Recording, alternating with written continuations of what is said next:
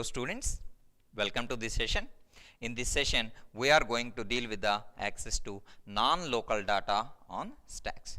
The objective of this session is what is the concept of non-local data and what is the purpose of accessing such non-local data. And come to the access to non-local data. From the graphical representation, you can see, so here P is a procedure, P is called the queue procedure. Okay, and after computation of this queue, the values are retained to P. Fine. Now, if R is another procedure, if it is called queue, which is not existed on the stack, because if this is the procedures, so we are dealing with the activation records, and such activation records are pushed onto the top of the stack. So when queue is computed completely, such values are passed to P and activation record is deleted from the stack. Now the active activation record is P. Now R is requires the data from Q, which is not possible. Such is access the non-local data from a procedure. Okay. And in order to access the non-local data, we have to modify the activation records, because activation record is the block which consists all the information about any procedure. If I need the data for Q, so I have to modify the activation record of Q. That means it has to be written for some time, or R is called P and then the access is goes to Q, then R can access the data from Q. Okay. While we are going to modify the activation records, we have several options to modify the activation record. The first one is data access without nested procedures. Okay. And the second one is issues with the nested procedures. Third one is a language with nested procedures declarations. Next one is the nesting depth. Next, access links.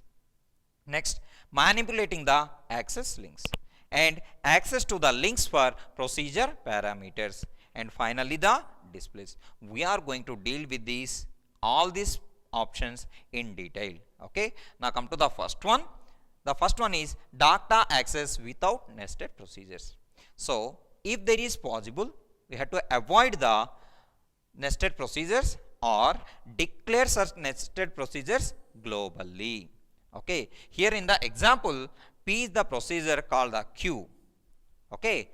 But R is another procedure which needs data from Q. So if we declare Q as globally, then such data is available throughout the program, so R can easily access the data. So try to avoid the nested procedures. Here Q declare as globally, then it can accessible throughout the program. So here R can access the data of Q. Okay.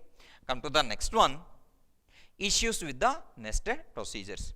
So if the procedure are nested, which increases the code and execution complexity.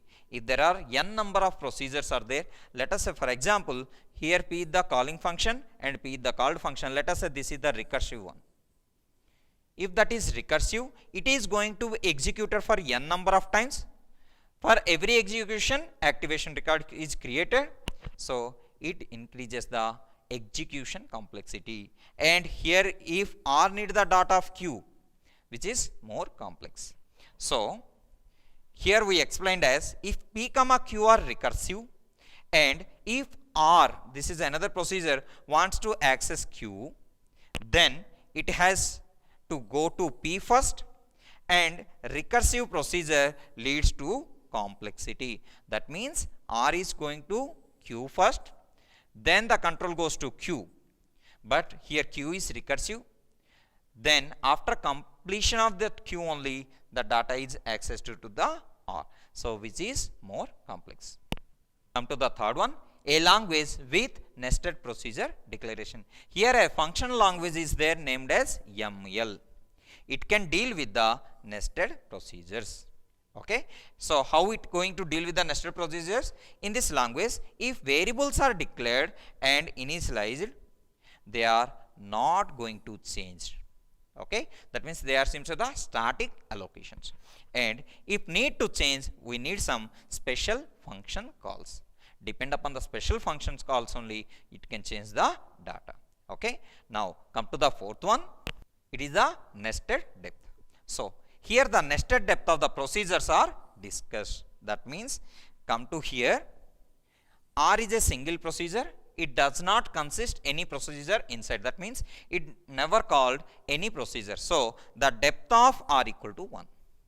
Now come to Q. Here also, if Q is a normal procedure, if it is not a recursive procedure, here also the depth of Q equal to 1, but depth of P equal to plus 1. That means I plus 1 or N plus 1. Okay, that means the total number of procedures plus 1. Okay, and if nesting depth equal to 1 means the procedure is not nested with any other procedure as shown in here. Here the R equal to 1. That means the nesting depth of R equal to 1. That means there is no more procedures in R.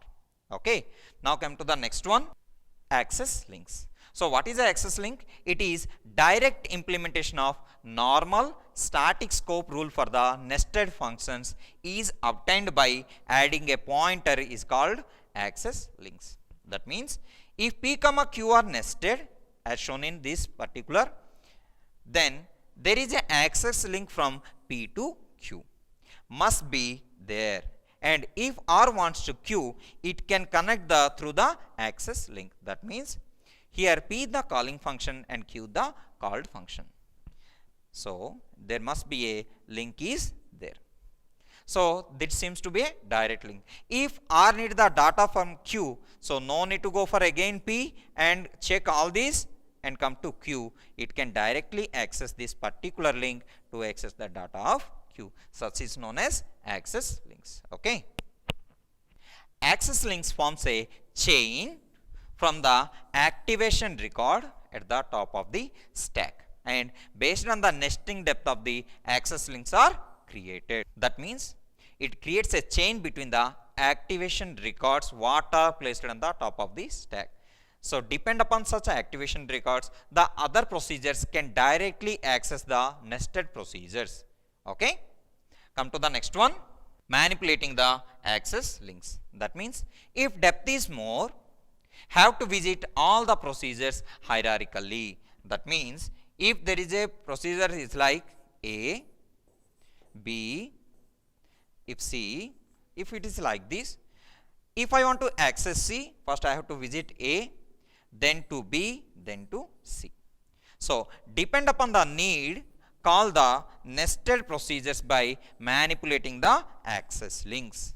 So instead of going like this, so if there is a link to A to B and B to C, so we can direct call the link from A to C. Okay, that means A to B and C. So this is the directed link. So no need to going through this entire procedure. So this is comes under manipulating of access links. Okay, come to the access links for procedure parameters. Through the procedure parameters, access the access links of these particular procedures. Let us say here three procedures are there, P comma Q comma R. Here I am writing some procedure parameters. Okay, now if I want to access yes, in that particular procedure block, I want to call the access link of such procedure yes. That comes under access link for procedure parameters. Okay, come to the last one, it is display. So what is we are going to display as per its name? It display the special stack only, which represents the procedures which are accessing the non-local data. That means if there is an example like A of B, so here some procedure is there, it is going to access the non-local data of B.